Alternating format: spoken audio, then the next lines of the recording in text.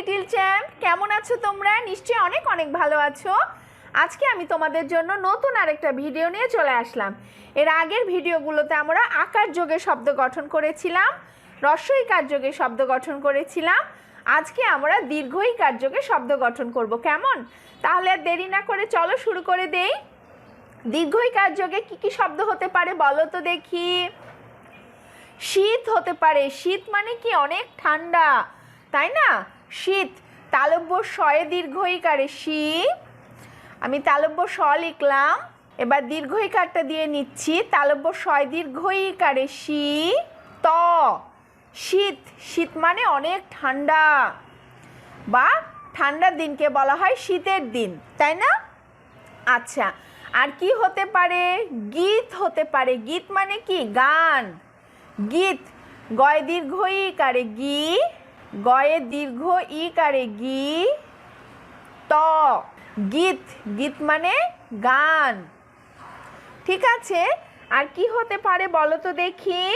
নদী হতে পারে। নদী। দন্ত ন দি, দয় দীর্ঘ ইকারে দি। দ লিখলাম, তার সাথে দীর্ঘইকার দিয়ে দিচ্ছি। নদী। দন্ত ন, দয় দীর্ঘইকারে দি, নদী। আর কি হতে পারে? তীর হতে পারে। নদীর ধারের কিনারাকে তীর বলা হয়। তয় দীর্ঘইকারে তি। ত লিখলাম, তার সাথে দীর্ঘইকার দিয়ে দিলাম। তয় দীর্ঘইকারে তি। বয়ে শূন্য র। তীর মানে নদীর কিনারা। ঠিক আছে, এছাড়াও আরেকটা তীর আছে যেটা দিয়ে পশু পাখি শিকার করা হয়, অর্থাৎ তীর ধনুক। ঠিক আছে, তীর দিয়ে দুই ধরনের শব্দ বোঝায়, একটা নদীর তীর আর একটা হচ্ছে পশু পাখি শিকার করার অস্ত্র, সেটা হচ্ছে তীর। কেমন? আচ্ছা, আর কি হতে পারে বলো তো দেখি। নীল হতে পারে। নীলটা কি? একটা রং। নীল। দন্ত নয় দীর্ঘইকারে নি, দন্ত নয় দীর্ঘইকারে নি ল। নীল। নীল একটা রং, তাই না? আচ্ছা, আর কি হতে পারে বলো তো দেখি। ধীর। ধীর মানে কি? আস্তে, বা যেটার গতি কম। ধয় দীর্ঘ ইকারে ধী, ধয় দীর্ঘ ইকারে ধীর। বয়ে শূন্য র, ধীর। ধীর মানে যেটার গতি কম, সেই ধীর। কেমন? আর কি হতে পারে বলো তো দেখি। বীণা হতে পারে। বীণা। বীণা মানে কি? এক ধরনের বাদ্যযন্ত্র। বয় দীর্ঘ ইকারে বি, না। মূর্ধন্য নয়াকারে না। বীণা এক ধরনের বাদ্যযন্ত্র। মূর্ধন্য নয়াকারে না, বীণা।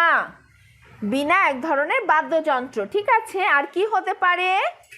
বীর হতে পারে। বীর, যার অনেক সাহস। আমরা বলি না বীর পুরুষ। বয় দীর্ঘ ইকারে বীর, বা যে মানুষের অনেক সাহস তাদেরকে আমরা বীর বলি। বয় দীর্ঘ ইকারে বি, বয়ে শূন্য র, বীর।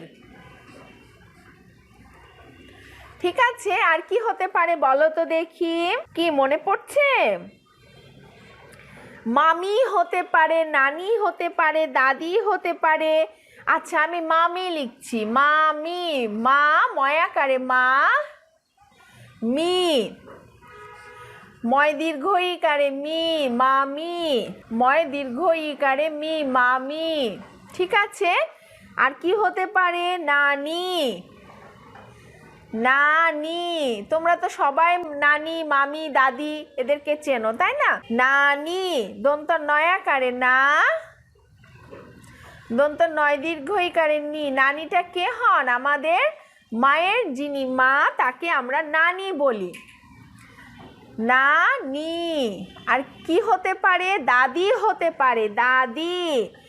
দাদিটা কে? আমাদের বাবার মা।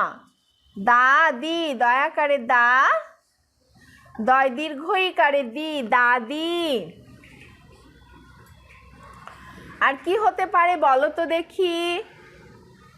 গহীন হতে পারে। গহীন। গহীন মানে গভীর। ঠিক আছে, গ হয় দীর্ঘ ইকারে হি। গহীন আমরা বলি না গহীন বন, মানে একেবারে বনের গভীর জায়গা। গ হয় দীর্ঘ ইকারে হি, গহি।